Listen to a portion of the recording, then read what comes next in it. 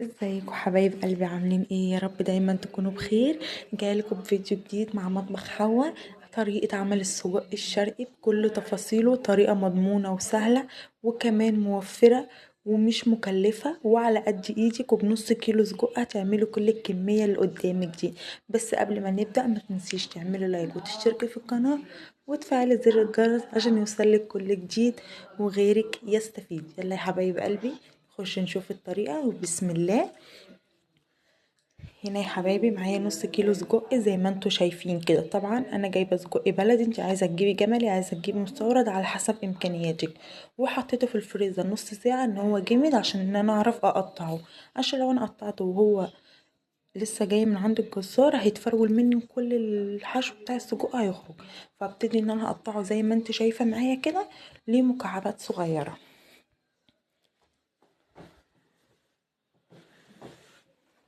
وهنا يا جماعه بعد ما خلصت تقطيع السجق زي ما انتوا شايفين مكعبات صغيره كده، عايزه انت تكبريها شويه عايزه تصغريها على حسب ما انت عايزه. وهنا معايا 3 طماطمات مقطعاهم شرايح، ومعايا بصلايه كبيره وفصين توم هرساهم، ما عندكيش هتاخدي معلقه صغيره من التوم المفروم اللي موجود في الفريزر. وهنا بعد ما سخنت الطاسه بتاعتنا كويس جدا نزلت عليها بحبه زيت صغيرين زي ما انتوا شايفين كده. وبعد كده هنزل عليهم بالسجق بعد ما الزيت بتاعنا يسخن تماما، عشان انا عايزه الطاسه بتاعتنا سخنه عشان السجق ما يكبكش ميه. وانا بعد ما الطاسه بتاعتنا سخنت نزلت عليها بالسجق زي ما انتوا شايفين كده. وهبدا ان انا اشوح السجق كله في قلب الطاسه لغايه ما ينزل الزيت بتاعه، وبعد كده هشيله اهو زي ما انتوا شايفين. بشوح السجق لغايه ما لونه يتغير تماما وينزل كل الدهون اللي فيه. جربي الطريقة دي ومش هتندمي ان انتي عملتيها. وهنا اهو يا جماعة بعد ما قلبته ابتدى لونه ان هو يتغير، وابتدى ينزل كل المادة الدهنية اللي فيه زي ما انتوا شايفين كده. بقى لون الزيت بتاعنا عمل ازاي كده. السجق بتاعنا اتشوح ونزل منه الدهون كلها اللي فيه. هنبتدي ان احنا نشيله في طبق تاني على جنب علشان هنستخدم المواد الدهنية اللي نزلت منه دي.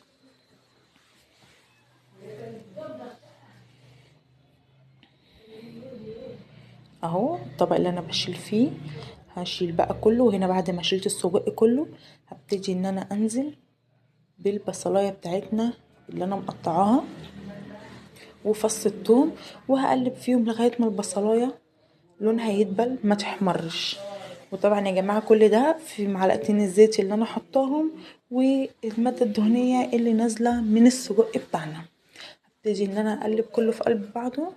طبعا يا جماعه اصلا اول ما حطيت البصل عايزه اقول لكم الريحه تحفه، يعني بجد ريحة البصل لوحده كده مع المادة الدهنية اللي نزلت من السجق مع معلقتين الزيت الريحة بجد خطيرة. وهو زي ما قلت لكم فضلت اقلب لغايه ما لون البصلايه دبل، وهبدا ان انا انزل بثلاث حبات الطماطم وقرن الفلفل الاخضر اللي انا مقطعاهم، وهبتدي برضو ان انا اقلب فيهم شويه.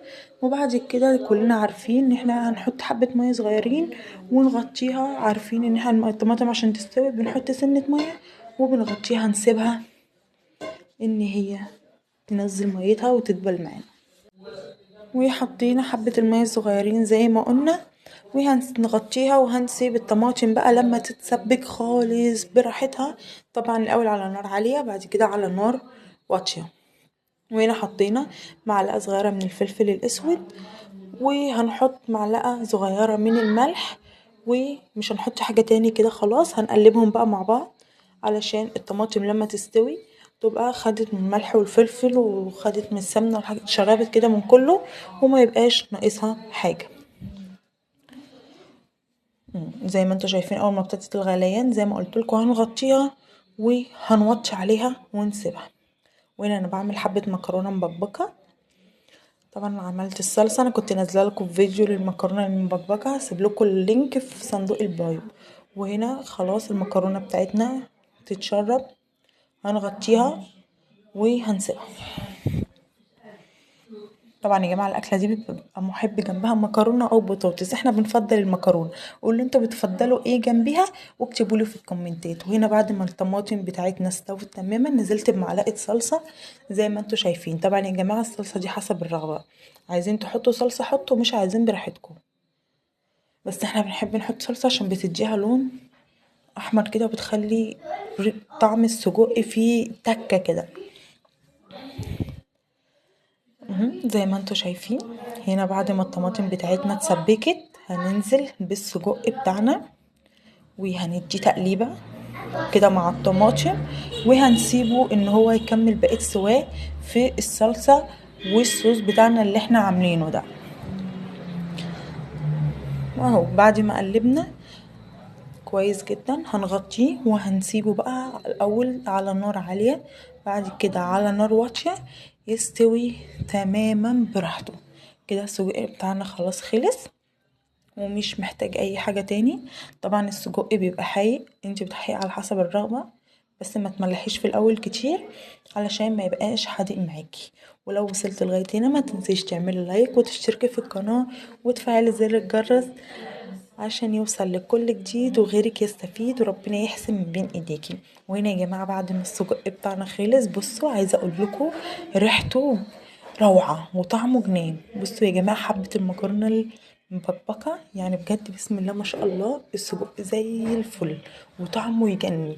فانت جربي الطريقة دي ومش هتندمي، وتكتبي لي في الكومنتات جربت الطريقة ولا لأ وعجبتك ولا لأ. يلا يا حبايب قلبي ما تنسوش تعملوا لايك وتشتركوا في القناة وتفعلوا زر الجرس. باي باي.